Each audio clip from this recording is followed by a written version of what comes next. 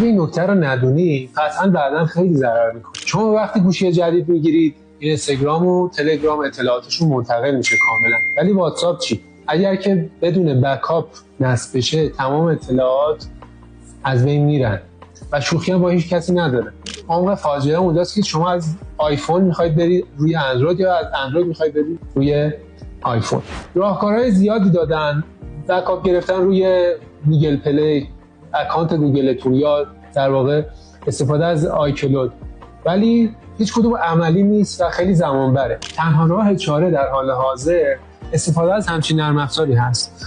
شما کافیه گوشی مبدأ رو تو قسمت سورس و گوشی مقصد رو تو قسمت دستینیشن بس کنید. مهم هم نیست که آیفون باشه یا اندروید، به سادگی هرچه تمامتر و با هر حجمی از اطلاعات براتون منتقل میکنه و تمام چت ها به اضافه ویدیوها، عکس ها تماما منتقل میشه.